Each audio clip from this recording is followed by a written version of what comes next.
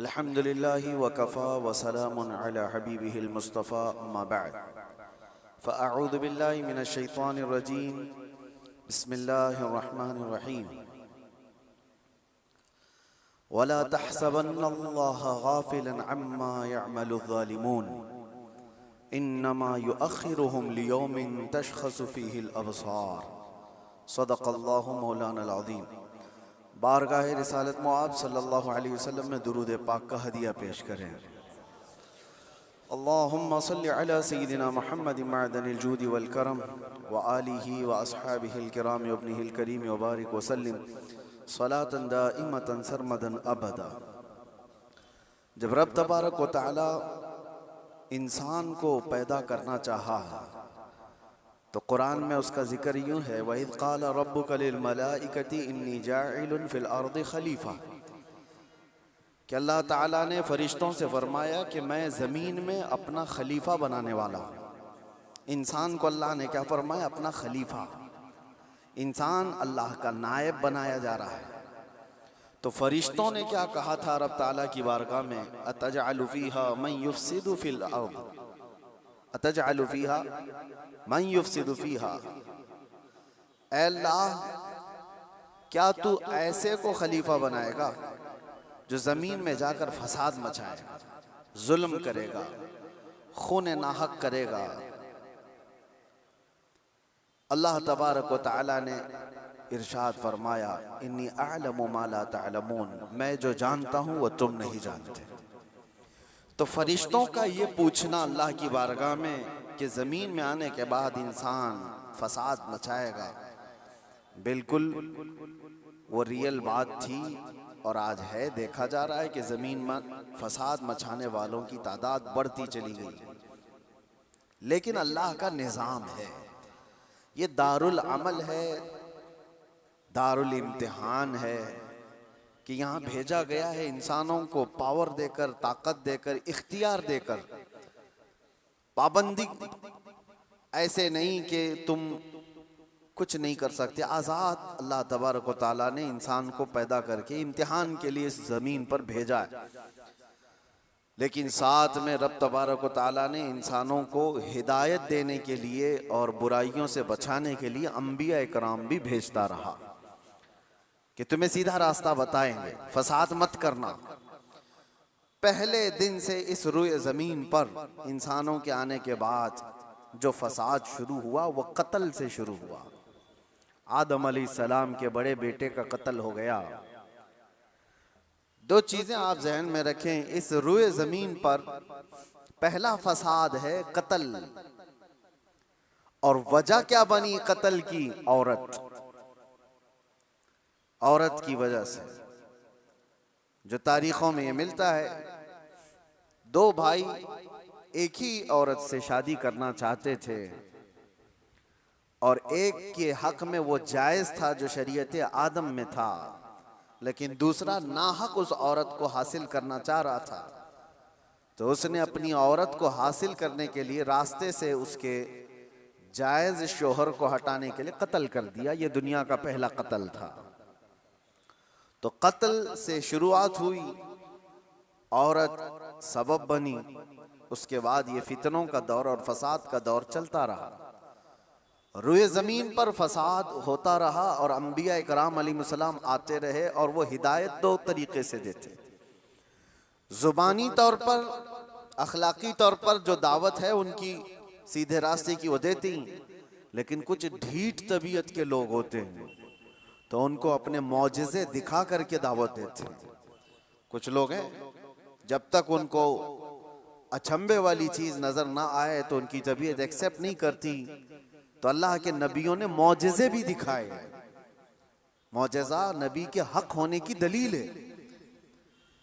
ये दो चीज़ें जब नहीं मानी कौम ने, पहले उनकी वाज़ो नसीहत, दूसरे उनके मौजिज़े से भी नहीं मानी, तब फिर तीसरी चीज़ है अल्लाह का अज़ाब। अल्लाह का अज़ाब आया और उन्हें घेर लिया। और ये तारीख में एक बार नहीं, बार बार होता रहा। रब तबारक व तआला मोहलत देता है जालिमों को। और कुरान पाक की वही आयत मैंने आज आपके सामने तिलावत की। अल्लाह फरमाता है वला तहसबन्नल्लाह गाफिलन अम्मा यअमलु ज़ालिमून। लोगों, ये हरगिज गुमान मत करना कि अल्लाह तबारक व तआला जालिमों से बेखबर है। हरगिज ये मत सोचना कि वो गाफिल है अल्लाह जो कुछ जालिम कर रहे हैं इन कामों से, हरगिज नहीं। इन्नमा युअख्खिरुहुम, हाँ वो उनको ढील दिया हुआ है। लियौमिन तशख़सु फ़ीहिल अब्सार, उस दिन तक के लिए ढील दिया हुआ है जब सबकी आंखें उन्हें पहचान लेंगी और दर्दनाक तरीके से उनकी गिरफ्तारी होगी। जुल्म क्या चीज है, इसकी डेफिनेशन जरूरी है हर इंसान को मालूम होना। जुल्म आम तौर पर हम लोग ये समझते हैं कि ना इंसाफी, इनजस्टिस को जुल्म कहा जाता है, और वो दूसरे के ऊपर जब भी किया जाए तो उसको जुल्म, बल्कि जुल्म आदमी अपने आप से शुरू करता है। कुरान पाक में कई जगहों पर अल्लाह ने ये बयान फरमाया कि वो बड़ा जालिम है जिसने अपनी जान पर जुल्म किया। दूसरों पर जुल्म बाद में होगा, तकरीबन इंसान अपने आप पर भी तो जुल्म कर रहा है। अपने आप पर जुल्म कैसा होगा, अपने आप पर जुल्म कैसे? अपने आप पर जुल्म ये है, जुल्म की तारीफ जो डेफिनेशन है वो ये है, वदअ शै अला गैरि महल्लिही, किसी भी चीज को उसकी असली जगह से हटाकर रख देना। टोपी को अगर कोई पाँव में पहने तो उसकी जगह तो नहीं है, चप्पल को कोई सरों पर रख रहा है तो उसकी जगह तो नहीं है, ये जुल्म है। जिस चीज का जो मकाम है उसको वहां पर रखना ये इंसाफ, और उस चीज से उसे हटा देना ये जुल्म। इसको क्या कहते हैं? जुल्म। किसी भी चीज की असली हैसियत से उसको हटा देना। अब इंसान अपने आप पर जुल्म कैसे कर रहा है? अल्लाह ने तुम्हें अशरफुल मखलूकात बनाया, और अगर तुम अपने आप को जानवर की जगह रख रहे हो तो जुल्म अपने आप पे कर रहे हो। सबसे पहले तुम अपने आप पर जुल्म कर रहे हो। तुम जानवर नहीं, तुम गलाजत नहीं खाते, तुम माँ बहनों के साथ ज़िना नहीं करते, अशरफुल मखलूकात बनाए गए हो। अल्लाह ने तुम्हें अक्ल सलीम अता किया, सूझबूझ की ताकत अता किया, अच्छे बुरे में तमीज़ करने का सलीका दिया। ये सारी चीज़ें अल्लाह ने तुम्हें अता की हैं। अगर इनका इस्तेमाल ना करते हुए इंसान अपने आप को गलाजत में डालता है तो गोया कि वो जुल्म अपने आप पर कर रहा है। सबसे पहले उसने अपने आप पर जुल्म किया। जब कभी कोई गुनाहों में मुलव्विस होता है तो कुरान कहता है उसने अपने आप पर जुल्म किया है। इसीलिए तौबा के मुतालिक जब भी फरमाया गया तो यही कहा गया, जिन लोगों ने अपनी जानों पर जुल्म किया है। अपनी जानों पर जुल्म करना आपको लगता होगा हैरत की बात है, कोई आदमी अपने आप पर कैसे जुल्म करेगा? जुल्म का मतलब सिर्फ वही नहीं चाकू छुरी तलवार से मार देना। जुल्म ये है अपनी हैसियत को गिरा देना।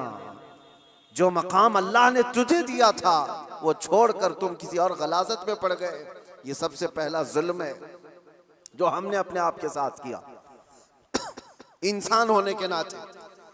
दूसरी और एक खास सिफत अल्लाह ताला ने आपको अता किया, आप इंसान होने के साथ साथ उम्मत मोहम्मदिया है। अब स्टेटस बढ़ गया है तुम्हारा, तुम्हारी जगह बढ़ गई है जिस जगह पर अल्लाह ने तुम्हें बयान किया है। कुरान में अल्लाह फरमाता है इंसान तो दुनिया में बहुत बनाए गए, करोड़ों की तादाद, लेकिन कुंतुम खैर उम्मतिन उखरिजत लिन्नास, सारे इंसानों में अल्लाह ने तुमको खैर उम्मत बनाया, सबसे बेहतरीन उम्मत बनाया। तो जो टाइटल अल्लाह ताला ने हमें दिया खैर उम्मत का, उस पर अगर तुम कायम हो तो इंसाफ कर रहे हो अपने आप के साथ, और उस टाइटल से हट करके काम कर रहे हो तो जुल्म किया अपने आप के साथ। हमने अपने आप के साथ जुल्म किया। जुल्म की शुरुआत यहाँ से होती है, फिर उसके घर में होती है।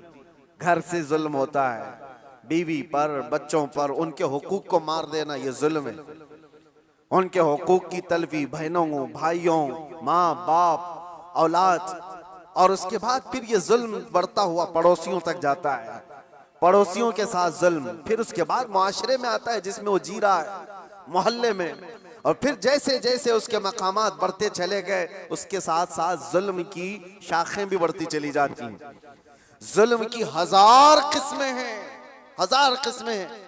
मेरे अजीजों एक बात याद रखो, कुरान में अल्लाह ताला ने फरमाया इन्नहु ला युहिब्बुज़ ज़ालिमीन, अल्लाह ताला जालिमों को हरगिज पसंद नहीं करता। जो हद से ज्यादा बढ़ने वाले हैं वो अल्लाह को पसंद नहीं है। लेकिन लोगों ने जुल्म का कॉन्सेप्ट ये बना करके रखा है, सिर्फ मार धाड़ कत्ल करने वाला ही जालिम है। जालिम तो घर से भी शुरू हुआ है। घरों में हुकूक तलफी जिसने किया वो जालिम है।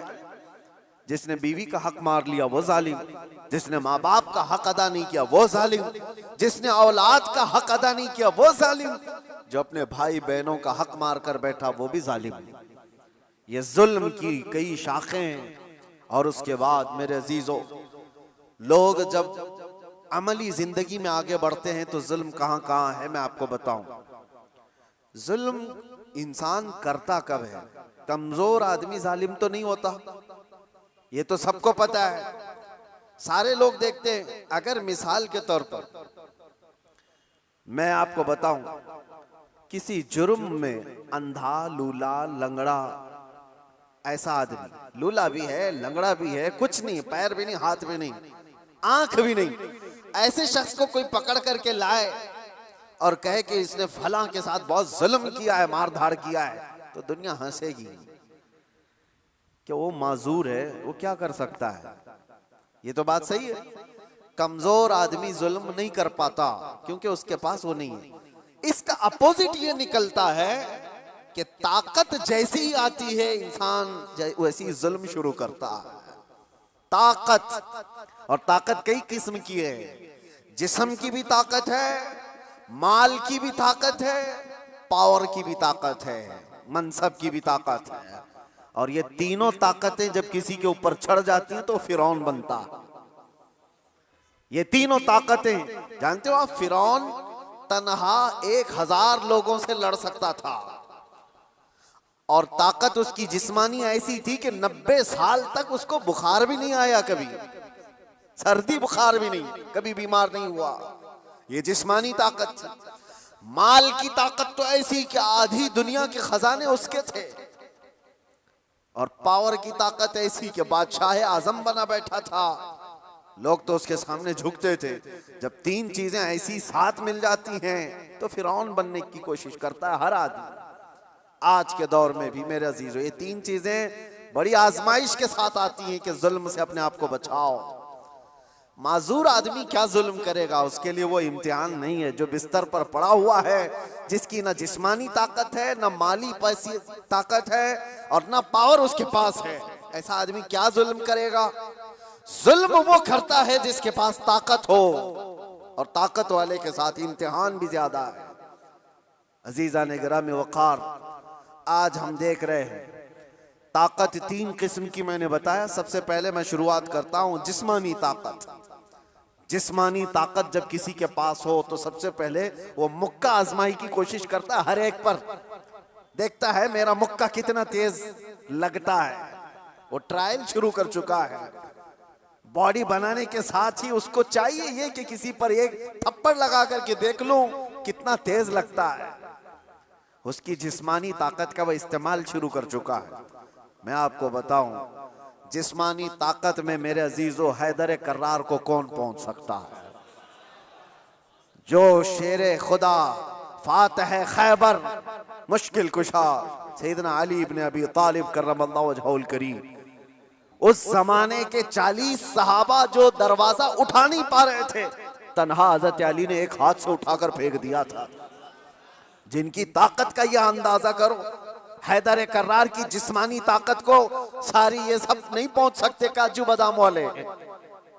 लेकिन एक जंग के मौके पर मौला अली शेर खुदा रदी अल्लाह तआला अन्हु लड़ रहे हैं और सामने जो मुकाबिल में पहलवान था, अचानक उसको ऐसा पछाड़ दिया कि उसके सीने पर चढ़कर खड़े हो गए। अब हैदर कर्रार के शिकंजे में जो आ जाए, अरे वो शेर नर है जिनकी मां ने ही नाम हैदर रखा हो। जैसे ही वो पंजे में आया, क्या करता, कसमसाया, फड़फड़ाया, लेकिन उसने एक काम क्या किया, आपके मुंह पर थूक दिया। थूक दिया। जाहिर सी बात है, लास्ट मोमेंट पे आदमी ये कोशिश करता है कि मैं मर ही रहा हूं तो सामने वाले को कुछ करके चला जाऊं।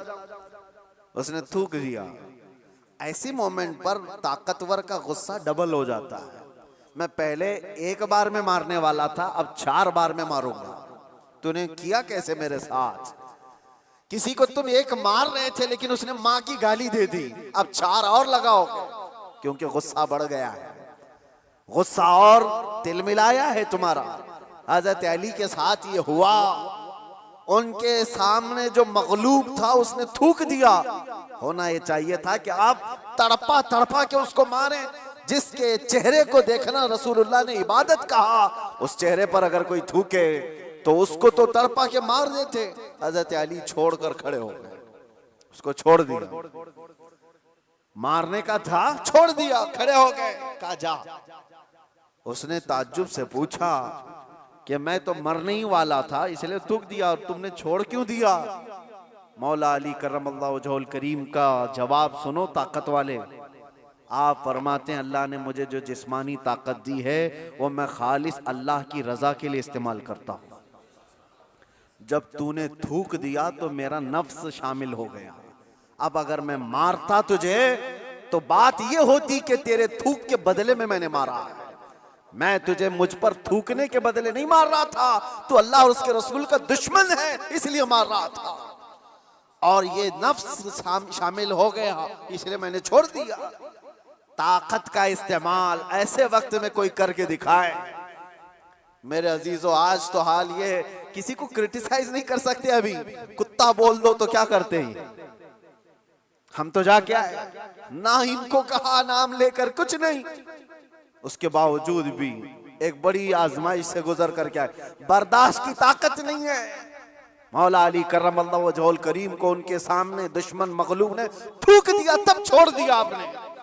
कहा मैं अपने नफ्स के लिए नहीं लड़ता, अपने नफ्स के लिए नहीं। और आज जो कुछ भी पावर का इस्तेमाल है, ताकत का इस्तेमाल है, वो सिर्फ और सिर्फ नफ्स के लिए है। आज नफ्स के लिए है।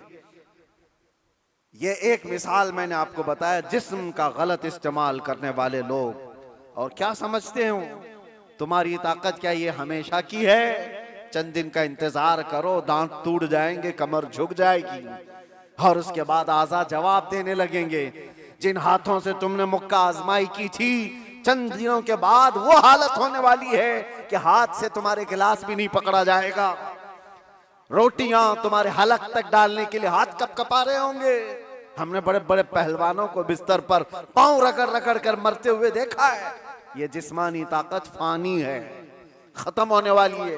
और समझ लो कि तुम्हें बुढ़ापा नहीं आया, कमजोरी नहीं आई, बीमारी नहीं आई, तब तो मौत तो आनी है, चाहे जवानी में आए। और मेरे आका सल्लल्लाहु तआला अलैहि वसल्लम एक बार हजरत अबू हुरैरा रदियल्लाहु तआला अन्हु के साथ एक ऐसे खंदक के पास से गुजर रहे थे जहां लोग कूड़ा करकट कचरा सब फेंका करते थे। वहां पर मेरे आका सल्लल्लाहु तआला अलैहि वसल्लम खड़े हो गए। हजरत अबू हुरैरा से कहते हैं इस खंदक में कुछ तुम्हें नजर आ रहा है? तो आपने कहा हाँ या रसूल अल्लाह सल्लल्लाहु अलैहि वसल्लम, हड्डियां हैं पुरानी। आप सल्लल्लाहु अलैहि वसल्लम ने फरमाया ये उन मरे हुए लोगों की हड्डियां हैं, उनके कपड़े हैं जो गल चुके हैं, जो अपने जमाने में ऊंची सवारियां करते थे, बड़े जिस्मों के मालिक थे। इनको ताकत और कुव्वत बहुत दी गई थी और आज ये सड़ गल गए हैं और कीड़ों की ग़िज़ा बने। ये हश्र तो उन ताकतवरों का भी होगा जो आज अपनी ताकत का गलत इस्तेमाल कर रहे हैं। थोड़े दिनों की बात है, आप ये ताकत को फानी होते हुए देखेंगे। इसलिए मेरे अजीजों, जब अल्लाह ताला ने जिस्मानी ताकत दिया है तो संभाल करके रखना कि हाथ उठे तो कहीं जुल्म के लिए ना उठे, जुल्म के लिए ना उठे। जिस्म का इस्तेमाल कभी अपने नफ्स के लिए ना हो। इमाम अहले सुन्नत इमाम अहमद रजा खान फाजिल बरेलवी रदी अल्लाह ताला कौन नहीं जानता, आज आशिकों के इमाम, बरेली के ताजदार, जिन्होंने हजारों मसाइल का हल लिख दिया अपनी जिंदगी में, 1000 से ज्यादा किताबें लिख दी। और वो शहंशाह वक्त अपने जमाने के कुतुब मस्जिद में एतिकाफ में बैठते थे रमजान में, लेकिन एतिकाफ की हालत में भी मुसलसल इल्मी काम किया करते थे। एक बात थी, आला हजरत जैसे फकीह, उनके जैसा बड़ा आलिम जिसके सामने दूसरे कई उलमा अपने घुटने टेक देते हो। एतिकाफ की हालत में तवज्जो, जैसी ही इफ्तारी हो जाती तो आपके खादिमों में से घर से जो खाना लाया जाया करता था, एक बच्चा था 12 साल का, वो तो शदान लेकर के आता था, इफ्तारी और सहरी पहुंचाता था मस्जिद में। लेकिन आला हजरत को एक आदत थी पान खाने की, और पान खाने वाले लोग इफ्तारी के फौरन बाद पान चाहिए। आला हजरत इफ्तारी कर चुके, पान जो रोजाना आता था वो बच्चा पान लाया नहीं, और टाइम गुजरता गया, आपको पान की तलब हुई कि अभी तक आया नहीं, अभी तक आया नहीं। वो तकरीबन घंटा भर के बाद वो बच्चा आया और दौड़ता हुआ आया, कहा बड़े मौलाना साहब पान रह गया। पान ला करके दिया, एक तमाचा उसको लगाया, कहां चला गया था, पान लेकर कहां भाग गया था। वो बच्चा, जो खादिम है, खिदमत करने वाले लोग हैं, कहा माफ कीजिए भूल गया था, दिया और चला गया भागकर। पान खा लिया। आपके शागिर्द हैं अल्लामा जफरुद्दीन बिहारी रहमतुल्लाह तआला अलैह, उन्होंने लिखा है इसको, आला हजरत के शागिर्द। वो कहते हैं पान खाने के बाद आला हजरत इतने बेकरार हो गए, तरावी हो गई, टहलते रह गए इधर से उधर बेचैनी से। मैंने जाकर पूछा इमाम वक्त से आला हजरत से, मौलाना जफरुद्दीन साहब फरमाते, कहा क्या वजह है। आला हजरत ने कहा मौलाना जाओ वो बच्चा कहाँ है उसको ढूंढ के लाओ। कहा क्यों, क्या हुआ। काम उसको बुला लाइए, मैं उसको मार दिया था। तो मौलाना जफरुद्दीन रहमतुल्लाह अलैह फरमाते, मैं ढूंढने के लिए निकला, वो कहाँ मिलता, रात हो गई थी, कहीं दुबक के सो गया हो। लेकिन आला हजरत ने रात भर ढूंढने लगवाया। जो भी शागिर्द आए उससे कहो बच्चे को ढूंढ लाओ जो खाना लाता है हमारा। वो कहीं मिला ही नहीं। रात भर आप सोए ही नहीं, मस्जिद में टहलते रहे बेकरारी के साथ। सहरी का वक्त हुआ तो तोशादान लेकर बच्चा आ गया, उसकी ड्यूटी थी। वो जैसे ही आया आला हजरत लपक कर दरवाजे पर जाते और जाकर तोशा उसके हाथ से लिया, रख दिया और घुटने टेक कर जमीन पर बैठ गए।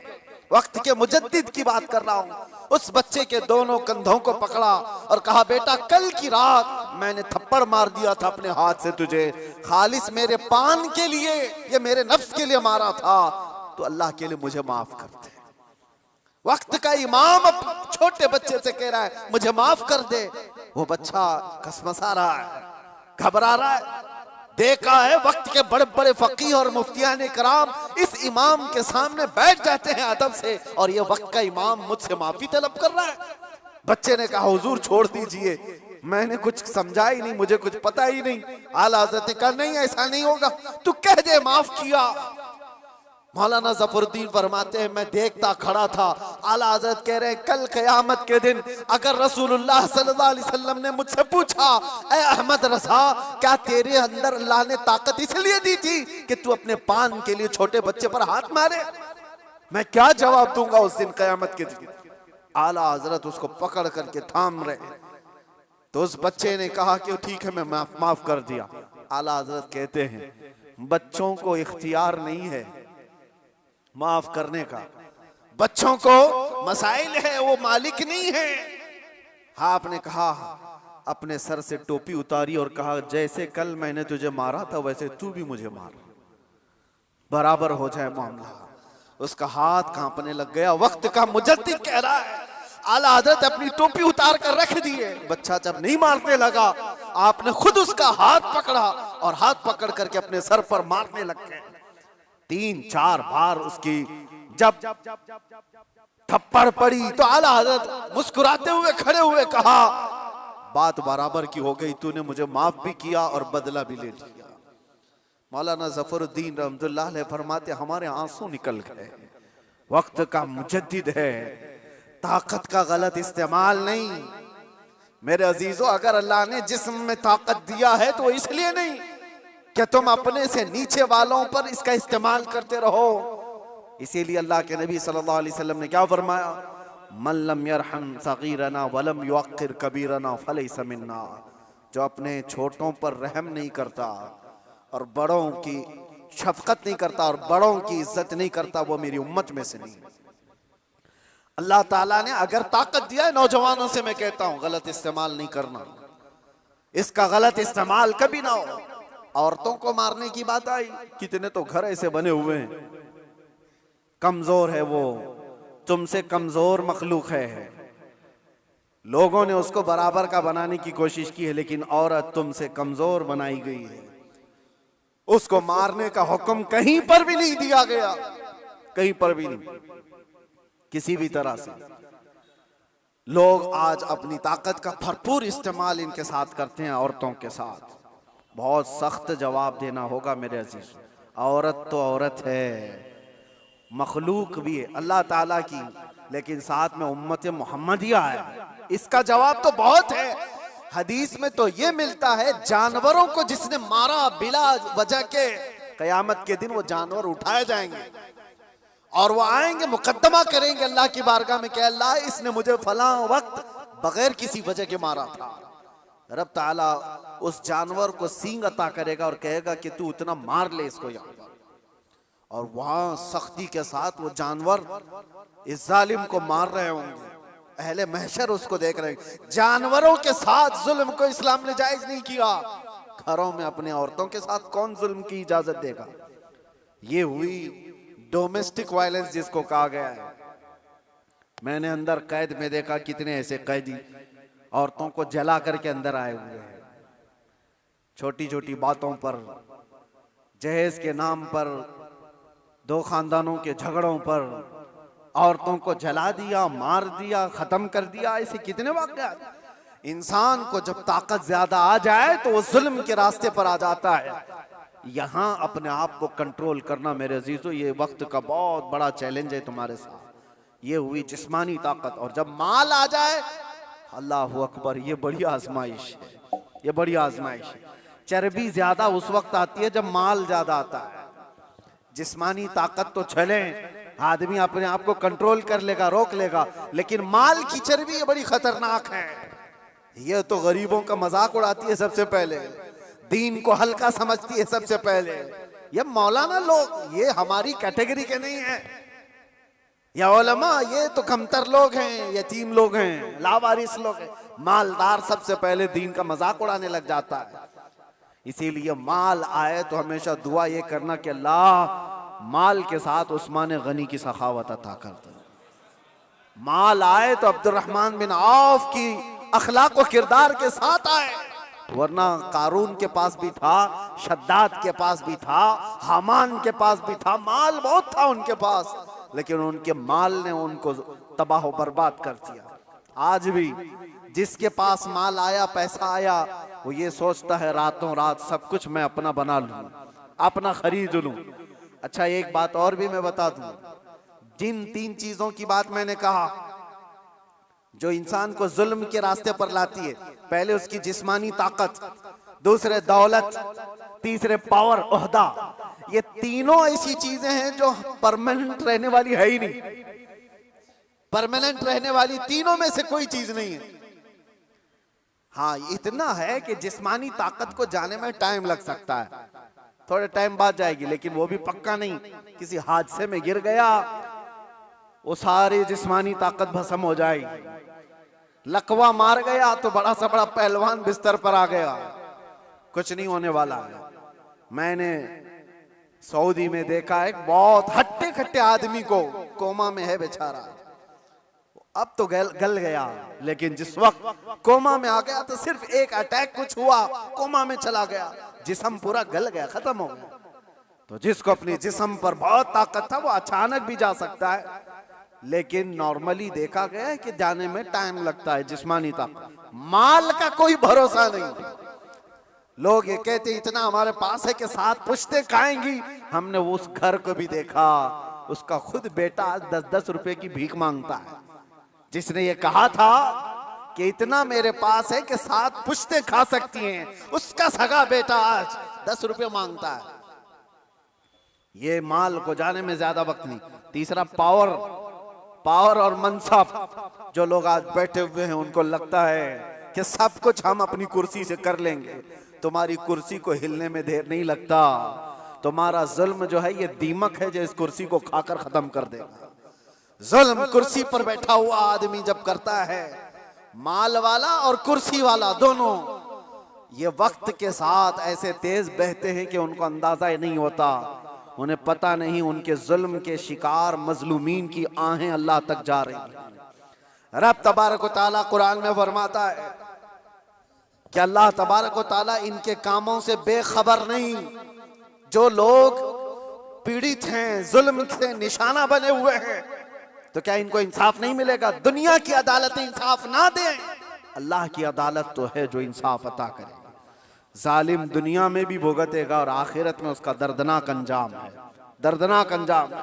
फिरौन के साथ क्या हुआ, नमरूद के साथ क्या हुआ? अरे एक मच्छर से हिलाक हो गए। फिरौन पानी में गर्क कर तबाह हो गया, गर्क होकर तबाह हो गया। अबू जहल को 2 छोटे बच्चों ने मार के गिरा दिया। जो ताकत और माल का नशा था जिसको, आज हालात ऐसे मेरे अजीजों, ये 2 तरह का जुल्म बहुत बढ़ गया है, माल का और पावर का। आज जो पूरी इंटरनेशनल न्यूज घूम रही है अमेरिका की दादागिरी, कोई बोलने वाला है इस पर? वो किसी भी मुल्क के राष्ट्रपति को उठा करके ले जाए, किसी को कुछ नहीं। हालांकि नई बात नहीं है, नई बात नहीं। पावर है ना, ताकत है, नशा है, वो कुछ भी कर सकता है। ये पहली बार नहीं, ऐसे कई मुल्कों के साथ हुआ है। दूसरे मुल्कों में जाकर के बम गिरा देना, दूसरे मुल्कों के चुनी हुई सरकारों को गिरा देना, ये पहली बार है। जो आज सोशल मीडिया पर गर्दिश कर रही है बातें, वेनेजुएला के साथ ऐसा हुआ वैसा हुआ। अरे खुद यहाँ हमारे मुल्क में जब मुंबई पर अटैक हुए थे, हमले हुए थे, आपको पता होगा, काफी साल पुरानी बात, ताज पर और ये वीटी में जो हमले हुए थे, उस वक्त पकड़ करके एक अजमल कसाब को तो बहुत घुमाया गया है न्यूज में, लेकिन आपको पता है एक मास्टरमाइंड और भी था, डेविड नाम का, और उसको गिरफ्तार भी किया गया। लेकिन अमेरिका की फौज आकर उसको रातों रात यहां से लेकर अमेरिका चली गई, और ये कह करके कि इसका मुकदमा हम चलाएंगे।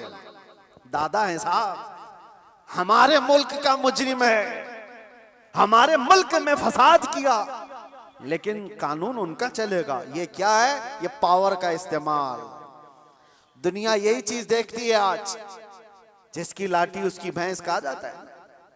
ये मुहावरा यही है, ताकत का ऐसा इस्तेमाल। और ये लोग दुनिया को इंसानियत का दर्ज दे रहे हैं, ह्यूमन राइट्स बनाए हुए बैठे हैं, इंसानों के अकदार ये सिखाएंगे हमें, जो दुनिया को जुल्म से हाँकते हैं।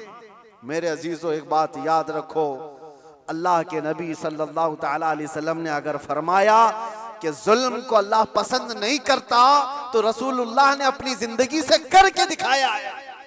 यह नहीं है कि तकरीरों में कहा है या कोई स्टेटमेंट है। यह दुनिया के यूएनए का एक स्टेटमेंट होगा, अमेरिका का, यूरोप का स्टेटमेंट होगा कि ह्यूमन राइट्स के खिलाफ कोई भी कुछ करेगा तो हम उसको पकड़ेंगे, मारेंगे। जुल्म के खिलाफ हम बोलेंगे, हम पीस चाहते हैं। ये सब ढकोसले हैं, जुमलेबाजियां हैं, लेकिन सब उनके खुद के अमल की बात आए तो कोई इसमें खरा नहीं है, कोई पक्का नहीं है। लेकिन आओ बारगाह रिसालत मुआब सल्लल्लाहु अलैहि वसल्लम, अल्लाह के नबी सल्लल्लाहु तआला अलैहि वसल्लम जब फरमाते हैं कि जुल्म जायज नहीं, तो मस्जिद नबवी का वो माहौल है, सहाबा बैठे, हुजूर ने फरमाया ये मेरे आखिरी वक्त होंगे, मैं दुनिया से जा रहा हूं, मफहूम मैं बता रहा हूं, इसके बाद हो सकता है तुमसे मुलाकात ना हो, लेकिन तुम में से किसी पर भी कोई हक मेरा बाकी रहे या मुझ पर किसी का हक बाकी है तो खड़ा हो और मुझसे सवाल करे। हुजूर ने फरमाया, और एक साहबी खड़े हो गए, कहा या रसूलुल्लाह आप पर मेरा एक हक है। कहा क्या है? फला जंग में जब जा रहे थे आप सफ़ें सीधी कर रहे थे, मैं थोड़ा बाहर आ गया था, आपने छड़ी से मुझे मार दिया था, मैं बदला लेना चाहता हूं, आप पर मेरा हक है। तो रसूल करीम सल्लल्लाहु ताला अलैहि वसल्लम ये नहीं फरमाया इस्लाम का बादशाह जो इस्लामी सल्तनत को एस्टेब्लिश कर रहा हो, कि तुम बादशाह जो पूरे कायनात में फैलने वाला दीन है उसके मुक्तदा और उसके आका से बदला लेने की बात कर रहे हो। नहीं फरमाया, हुजूर ने फरमाया उठो आओ। हजरत उमर तलवार निकाल लिए थे, कहा कौन है जो रसूलुल्लाह से बदला लेगा? हुजूर ने फरमाया उमर तलवार नीची करो, या अदालत की महफिल है। ये इस्लाम है, ये अल्लाह तबारक व तआला की मंशा के मुताबिक चलेगा, ना कि पावर के मुताबिक। पावर तुम्हारे पास है, इख्तियार तुम्हारे पास है। हुजूर ने फरमाया आ जाओ। वो सहाबी आए, लेकिन उन्होंने ये भी तकाजा किया कि या रसूल अल्लाह, जिस वक्त आपने मारा था मेरे जिस्म पर जुब्बा नहीं था, मैं नंगी पीठ था, आपने मार दिया था, मैं चाहता हूं आप भी अपना जुब्बा उतार दीजिए। हुजूर पाक सल्लल्लाहु अलैहि वसल्लम ने उस वक्त अपना जुब्बा उतार दिया बगैर कुछ कहे। उस सहाबी ने बढ़कर मेरे आका की मोहरे नबूवत का बोसा ले लिया। दोनों कंधों के बीच हुजूर के एक ऐसी मोहरे नबूवत थी जो सूरज से ज्यादा चमकती थी।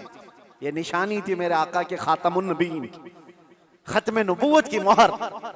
उस सहाबी ने बोसा ले लिया और कहा बदला हो गया मेरा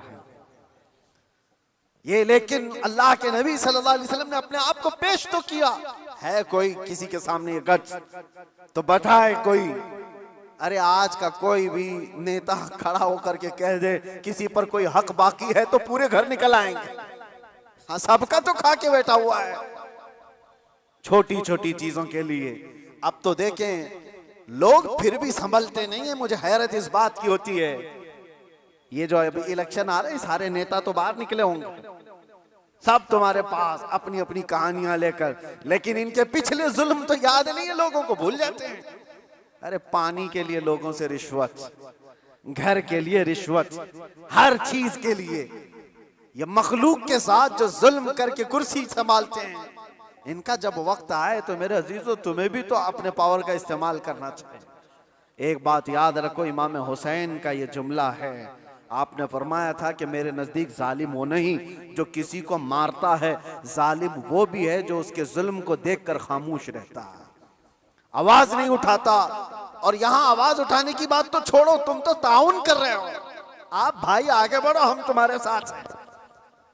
जुल्म करते रहो, हम भी तुम्हारे साथ हैं। पैसा खाते रहो, हम भी तुम्हारे साथ हैं। ये क्या है? ये निजाम को बदलने की जरूरत है। आज पावर का जो इस्तेमाल हो रहा है, गलत इस्तेमाल, इसको बदलने की अपने अंदर सोच पैदा करो। आप सोचते होंगे हम थोड़ी तादाद में, हमसे क्या होगा? हरगिज मत सोचो।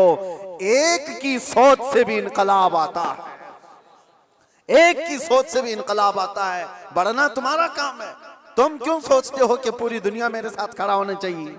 नहीं। सरकार मुजाहिदे मिल्लत रहमतुल्लाह तआला अलैह बहुत दिल के अंदर मलाल लेकर के चलते थे। उम्मत के हालात ऐसे, मैं उनको पढ़ा तो मैं भी कई मर्तबा ऐसा, जिसको कहते हैं ना डिसअपॉइंट हो जाना, हालात को देख रहे यार कोई आता ही नहीं, क्या फायदे का हम चिल्लाते रह जाएं, लोग आपस में इख्तिलाफ करके छोड़ के चले जाएं। हुजूर मुजाहिदे मिल्लत रहमतुल्लाह तआला अलैह एक बार लोगों को बुलाए थे कि दिल्ली आओ, लेकिन उनकी जितनी तादाद उनको मकसूद थी नहीं आए, तो बहुत ज्यादा नर्वस हो गए। कहा कि इस उम्मत के लिए हम आवाज उठा रहे हैं, ये आने को तैयार नहीं। वापस आए, उस वक्त सुना सरकार मुफ्ती आजम हिंद रहमतुल्लाह तआला अलैह आला हज़रत के शहजादे, उन्होंने कहा था कि मौलाना लोगों को मत देखो, दुनिया जो है कूफा में इमाम मुस्लिम के साथ शाम में 60,000 की तादाद में नमाज पढ़ती है और दूसरे दिन फजर में 2 बच्चों के अलावा कोई नहीं होता।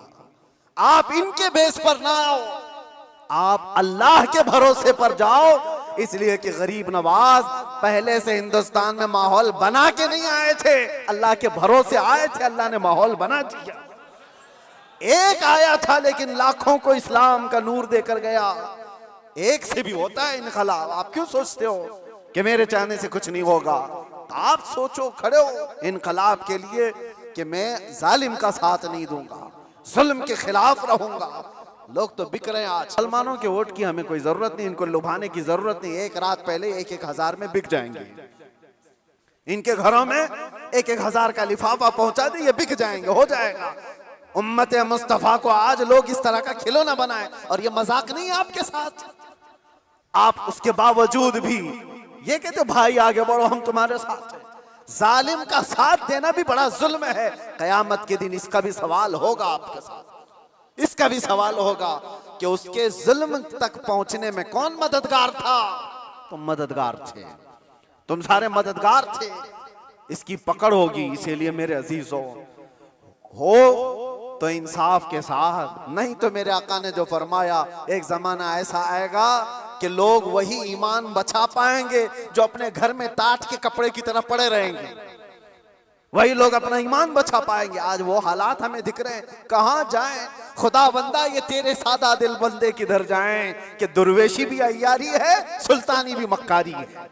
आज वो हालात आ गए हैं। अजीज़ा ने गिराम वक़ार, खुलासा कलाम मेरा ये है, अल्लाह ताला ने जुल्म को सख्त नापसंद फरमाया, जुल्म को सख्त नापसंद फरमाया। आज जो पूरी दुनिया पावर का और माल का जुल्म कर रही है, ये हमारे लिए नया नहीं है, लेकिन हम जूझ रहे हैं। इंतजार करो, हर जुल्म के बाद अल्लाह तबारक व तआला एक नई सुबह तुलू फरमाता है। जालिमों का वक्त जाएगा, उसको जाना है। कुरान कहता है वकुल जाअल हक़ व ज़हक़ल बातिल, आप फरमा दे महबूब, हक आया और बातिल मिट गया। इन्नल बातिल कान ज़हूक़ा, और बातिल को तो मिटना ही है, मिटना ही है, जालिम को तो जाना ही है। वक्त आएगा हर एक का। इसीलिए मैंने वो जुमला कहा था जिसकी वजह से मुझे बड़ी सख्त सजा हो गई, कुछ देर की खामोशी है, इसीलिए कहा था कुछ देर की खामोशी है। ये जुल्म जितना भी होगा, अंधेरा हमेशा नहीं रहता, सुबह रोशन होगी। चांद को गहन हमेशा नहीं लगता, छट जाता है फिर वो चमकता है। ये उम्मत मोहम्मदिया है, आज खिजा रसीदा है, हालात खराब हुए हैं, लेकिन ये हमेशा के नहीं है, ये हालात छटेंगे और उम्मत मोहम्मदिया का वकार वापस आएगा। और हमारा काम क्या है? उम्मत को जगाना, बेदार करना, तुम्हारी तो हैसियत और तुम्हारी अपनी वैल्यू बताना कि तुम वो नहीं हो जिस तरह की जिंदगी गुजार रहे हो। 100 साल पहले इकबाल ने बहुत प्यारा शेर कहा था, बहुत प्यारा, हमें झिझोड़ते हुए कहा था कि उम्मत मोहम्मदिया को मुखातब करते हुए इकबाल ने कहा था कि पहाड़ बसेरा कर पहाड़ों की चट्टानों में, तू शाहीन है बसेरा कर पहाड़ों की चट्टानों में, नहीं तेरा नशीमन कसरे सुल्तानी के गुंबद पर। मतलब समझते हो, उर्दू है, नहीं तेरा नशीमन कसरे सुल्तानी के गुंबद पर। कसरे सुल्तानी बादशाह के महल का गुंबद कितना ऊंचा हो सकता है? ज्यादा से ज्यादा कितना फीट ऊंचा होगा?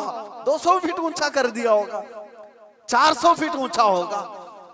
लेकिन इकबाल कहता है वो गुंबद की ऊंचाई ये तेरी मंजिल नहीं है। एक परिंदा है शाहीन, जानते हो, जो सबसे ऊंचा उड़ता है, और इतना ऊंचा उड़ता है कि उसको कौवे भी नहीं देख सकते, कौवे भी नहीं देख पाते उसको। शाहीन इतना ऊंचा उड़ता है। और इकबाल इसको उम्मत मोहम्मदिया को कहता है, नहीं तेरा नशीमन कसरे सुल्तानी के गुंबद पर, तेरी ऊंचाई इतनी नहीं है, यहाँ बैठने की नहीं है, तू शाहीन है बसेरा कर पहाड़ों की चट्टानों में, तुम बुलंदी के लिए बनाए गए हो। ये क्या है? ये जो छोटी मोटी चीजें इसके लिए नहीं। अब आखिरी मेरा पैगाम ये है कि जुल्म ये भी है कि रिश्वत लेना, रिश्वत देना। अल्लाह के नबी सल्लल्लाहु अलैहि वसल्लम ने फरमाया, अर्राशी वल मुर्तशी किलाहुमा फिन्नार, रिश्वत लेने वाला, रिश्वत देने वाला दोनों जहन्नम में जाएंगे। मेरे आका ने फरमाया, हाँ, वोट के लिए जो पैसा बांट रहा है और जो ले रहा है, अगर ये रिश्वत की मंजिल में आया, दोनों जहन्नमी हैं। ये मेरे आका की हदीस है, इसीलिए कान खोल करके सुनो। उम्मत को हक बताना ये मेरा फरीजा है, बाद में जहन्नम का काम करना ना करना ये तुम्हारे हाथ में है। अल्लाह तबारक व तआला सबको हिदायत अता फरमाए। रब तबारक व तआला जुल्म की हर शाख से हमारी हिफाजत फरमाए। व आखिर दावाना अनिल हम्दुलिल्लाहि रब्बिल आलमीन। अस्सलामु अलैकुम।